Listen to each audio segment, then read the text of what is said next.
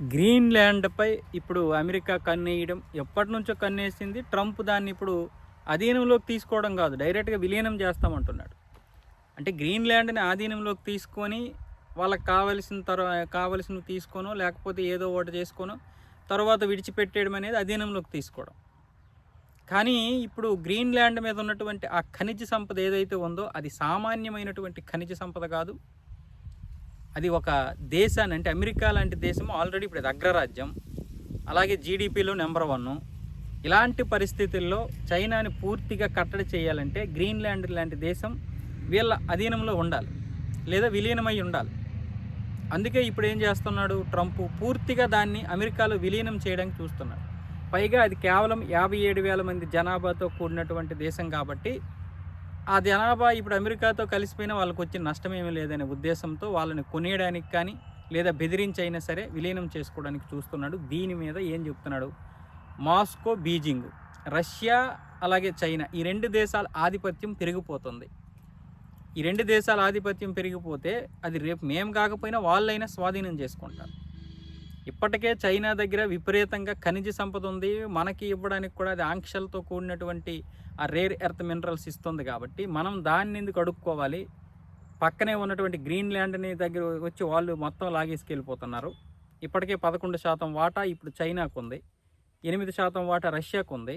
ఇలాంటి పరిస్థితుల్లో మొత్తం వాళ్ళు దోచుకుంటుంటే మనం వెళ్ళి వాళ్ళని అడుక్కోవడం ఏంటి అనే ఉద్దేశంతో ట్రంప్ ఇప్పుడు గ్రీన్‌ల్యాండ్‌ని స్వాధీనం చేసుకోవాలని చూస్తే, ఇప్పుడు అక్కడ బెల్జియంలో ఉన్నటువంటి రష్యా ప్రధాన బెల్జియంలో ఉన్నటువంటి నాటో ప్రధాన కార్యాలయం ఉంది కదా, దానికి హెచ్చరికలు జారీ చేసింది ఈ రష్యా. ఇది మన దౌత్య కార్యాలయం అక్కడ ఒక ప్రకటన విడుదల చేసింది, హెచ్చరికలు కూడా జారీ చేసింది.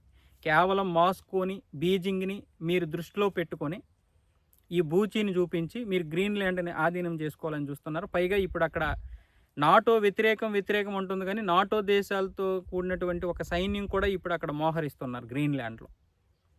అంటే అమెరికా చేతికి వెళ్లకుండా, లేకపోతే బీజింగ్, రష్యా కూడా రాకుండా, అమెరికా స్వాధీనం చేసుకోకుండా, అలాగే రష్యా కూడా మీరు భయపడుతున్నట్లుగా అమెరికా ఏదైతే భయపెడుతుందో లేదా భయపడుతుందో రష్యాని, చైనాని చూసి, వాళ్ళు కూడా ఇక్కడ ఎటువంటి ట్రేడ్ చేయకుండా, ఎటువంటి ఖనిజాలు తీసుకువెళ్లకుండా ఇప్పుడు నాటో దేశాలకు చెందినటువంటి సైన్యం అయితే వస్తుంది. బెల్జియం కార్యాలయం ఆధ్వర్యంలోనే ఆ దేశాలతోటే ఇప్పుడైతే ఆ సైన్యం ఇక్కడ వస్తుంది. ఆ సైన్యం విషయంలో ఇప్పుడు రష్యా కార్యాలయం, అదే దౌత్య కార్యాలయం ఏమొచ్చేసి హెచ్చరికలు జారీ చేసింది. మీరు గ్రీన్‌ల్యాండ్‌ని ఆధీనంలోకి తీసుకోవడానికి, లేదా ఒక దేశాన్ని దాని యొక్క సార్వభౌమత్వాన్ని కాపాడకుండా మొత్తం నాశనం చేసే విధంగా మీరు అధీనంలోకి తీసుకొని ఇప్పుడు విలీనం చేస్తామంటున్నారు. ఒక దేశాన్నే మీ దేశంలో కలిపేసుకుంటే ఇంకా ఈ అంతర్జాతీయ చట్టాలకు విలువ ఎక్కడుంది.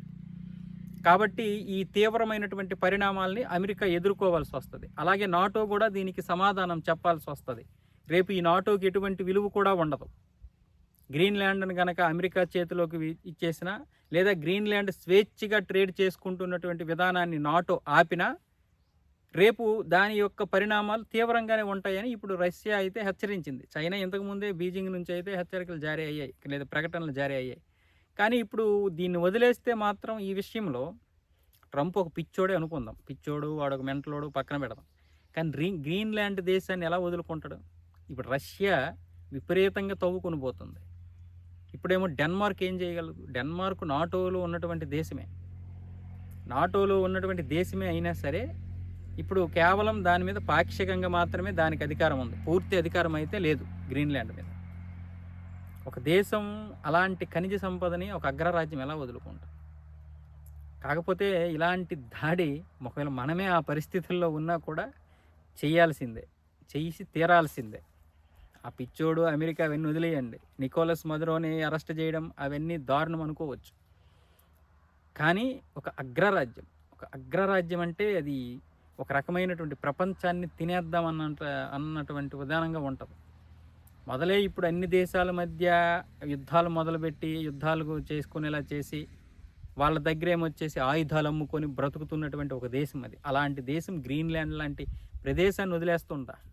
అది ఏ రోజైనా దాన్ని ఈ 3 సంవత్సరాల్లో ట్రంప్ ఏదో ఒక రోజు దాన్ని విలీనం చేసే ఆ పదవి దిగుతాడు, అందులో ఎటువంటి సందేహం లేదు. గ్రీన్‌ల్యాండ్ ఖచ్చితంగా ఇప్పుడు అందుకే నికోలస్ మదురోని అరెస్ట్ చేసిన తర్వాత ఇప్పుడు డెన్మార్క్ ఏం చేస్తుంది? డెన్మార్క్ డౌన్ అయిపోద్ది.